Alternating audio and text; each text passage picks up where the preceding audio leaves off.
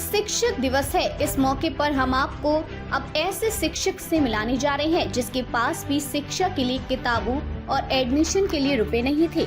सिफारिश से एडमिशन और स्कॉलरशिप मिली तो अपनी योग्यता के दम पर अपना मुकाम बनाया और अमेरिका के रोडे आइलैंड विश्वविद्यालय में पढ़ाया और पैसा कमाकर झुंझुनू में बालिका शिक्षा को अपना कमाया हुआ धन समर्पित करके करोड़पति फकीर कहलाते हैं। जी हाँ, हम बात कर रहे हैं झुंझुनू के इस करोड़पति फकीर शिक्षक प्रसिद्ध गणितज्ञ डॉक्टर घासीराम वर्मा की, जिन्होंने अपनी जीवन की कमाई से 13 करोड़ से अधिक की राशि बालिका शिक्षा और सार्वजनिक कामों के लिए खर्च की है। आज भी डॉक्टर घासीराम वर्मा का मानना है कि बेटियों को ऐसी शिक्षा मिले जिससे वे रोजगार पा सकें। प्रसिद्ध गणितज्ञ प्रोफेसर डॉक्टर घासीराम वर्मा को रिटायरमेंट के बाद भी उन्हें सालाना 1 करोड़ से अधिक की पेंशन मिलती है। उस पेंशन राशि का बड़ा हिस्सा आज भी वे बालिका शिक्षा में खर्च करते हैं। प्रोफेसर घासीराम वर्मा जब 1982 में झुंझुनू आए तो उन्होंने कड़ी धूप में ग्रामीण लड़कियों को स्कूल जाते देखा।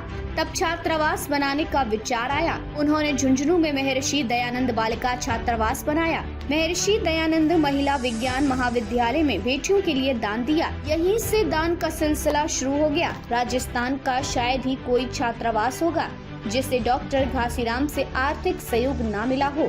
खास तौर से बालिका शिक्षा के लिए वे बिना कुछ सोचे पैसा खर्च कर देते हैं। अब तक वे देश भर के छात्रावासों में स्वयंसेवी संस्थाओं के जरिए 13 करोड़ रुपए से ज्यादा दान कर चुके हैं। डॉक्टर घासीराम ने बताया कि लड़कियां पढ़ी लिखी हो, उन्हें रोजगार मिले। अगर लड़कियों को रोजगार नहीं मिलता तो उनके पीहर और ससुराल में उनकी कदर नहीं होती है। इसी बात को ध्यान में रखते हुए उन्होंने बालिकाओं के लिए महर्षि दयानंद महाविद्यालय में साइंस कॉलेज शुरू करवाते हुए लड़कियों को प्रवेश दिलवाना शुरू कर दिया। लड़कियों को शिक्षा के साथ रोजगार भी मिला। उन्होंने कहा कि बच्चों को अच्छी शिक्षा मिलनी चाहिए। अच्छी शिक्षा से बच्चे आगे बढ़ेंगे। आज तक बालिका शिक्षा और अन्य सार्वजनिक कार्यों में खर्च की गई राशि को लेकर उन्हें कहा गया कि मैं कभी इसका हिसाब किताब नहीं रखता, अपना काम करने में विश्वास रखता हूँ। आज के दौर में वे कहती हैं कि शिक्षकों को अपना काम ईमानदारी से करना चाहिए। हमारी शिक्षा ऐसी हो कि कम से कम पैसे वाला भी अच्छी शिक्षा ग्रहण कर सके। आपको बता दें कि डॉक्टर घासीराम जब पिलानी पढ़ने गए तो किताबों व एडमिशन के लिए रुपए नहीं थे। नवलगढ़ के ठिकानेदार की सिफारिश पर एडमिशन और स्कॉलरशिप मिली। कहीं से किताबें दान में मिली तो कहीं से ड्रेस। स्कॉलरशिप के भरोसे वे पढ़ते रहे। वे गणित के शिक्षक बन गए। जनवरी 1958 में गणितीय विज्ञान संस्थान कुरांट न्यूयॉर्क के अमेरिकन विद्वान प्रोफेसर के.ओ. फ्रेडरिक्स से घासीराम की मुलाकात हुई। उन्हें अमेरिका का न्योता मिला लेकिन पैसा नहीं था। कुरांट संस्थान ने ही घासीराम को $400 मासिक वेतन के साथ और शोध करने की बात कही। फिर भी पैसों का संकट था। उन्हें बिड़ला एजुकेशन ट्रस्ट पिलाई से 2000 रुपए की मदद मिली। अमेरिका जाने के लिए 3000 रुपए किराया लगता था। कपड़ों के लिए 500 रुपए की जरूरत और थी। घासीराम नाथुराम मिर्धा से मिले। रामनिवास मिर्धा ने 1000 रुपए दिए। शिष्य रहे चिड़ावा के विजय कुमार अड़ुकिया ने 500 रुपए का सहयोग किया। तब घासीराम ने 1 सितंबर 1958 को अमेरिका के लिए रवाना हुए। इसके बाद डॉक्टर वर्मा ने मुड़कर नहीं देखा। अमेरिका में पढ़ाया और पैसा कमाया। डॉक्टर वर्मा अमेरिका के रोडे आइलैंड विश्वविद्यालय में गणित विभाग में प्रोफेसर रहे।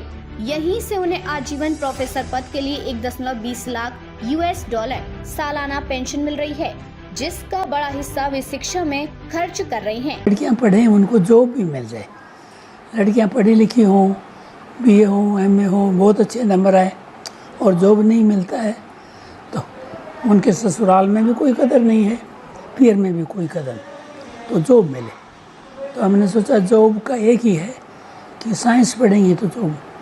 साइंस की लड़कियों की बहुत कमी है, तो mathematics, physics, chemistry, botany, zoology और इस तरह के सारे साइंस के सब्जेक्ट्स पढ़ाए जाए। हमने ये सोचकर साइंस कॉलेज खोली और साइंस कॉलेज में बहुत लड़कियां आने लगी और 2-3 साल में हमने देखा कि हमारी बहुत सी लड़कियों को जॉब मिल रहे हैं। मैं तो छोटी क्लास के बच्चों को मैंने कभी नहीं पढ़ाया। मैं तो हमेशा कॉलेज में रहा या यूनिवर्सिटी में रहा, तो यूनिवर्सिटी में तो सभी ऊंची क्लासेस के होते। अमेरिका में तो मैंने सभी, कोई PhD कर रहा है, कोई और कुछ कर, इस तरह के लोगों को पढ़ाया। तो उनसे बच्चों का तो कोई सवाल ही नहीं था। लेकिन ये तो सीधी सी बात है कि बच्चों को शिक्षा मिलनी चाहिए, अच्छी शिक्षा होगी तो आगे भी अच्छा पढ़ेंगे। तो यही सोच के हमने अब ये तो काफ़ी कर दी होगी, मैं उसका कोई हिसाब नहीं रख। जब भी ज़रूरत होती है जिस संस्था को भी कहते हैं साहब हमारे तो थोड़ी मदद कर देता हूँ, लेकिन मैं ये चीज़ें कम ही लिखता हूँ। सभी लोग मैं ये चीज़ें प्रोपेगेंडा के लिए नहीं करता, भाई ठीक किसी का भला हो रहा है तो इसलिए आज से करता हूँ। तो मैं कोई रिकॉर्ड भी नहीं रखता हूँ और काफ़ी लड़कियों को किया है, बस यूँ ही समझिए। अब गिनती के लिए मेरे पास न मैंने गिनती की है और न मेरा गिनती में कोई विश्वास। ठीक है, आप अपना काम करते जाओ, छोटा हो तो छोटा है, बड़ा हो तो बड़ा, जैसे भी। बस है कि ये सभी से ये शिक्षकों से लिए भी नहीं, सभी से यही है कि आपके जिम्मे जो भी काम है उसको ईमानदारी से कीजिए।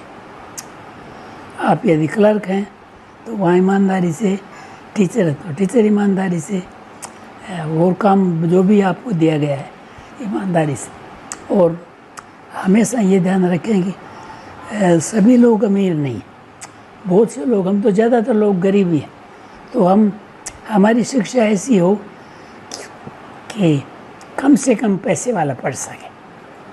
तो हमारे कॉलेज की फ़ीस और खाने का खर्चा ठीक है, जिसमें ज़्यादातर लोग अफोर्ड कर सकते। तो यही दो चीज़ें ध्यान रखें कि हमारे पास कोई ज़्यादा पैसे वाले तो आएंगे नहीं, गांव की गरीब लड़कियां आएंगी।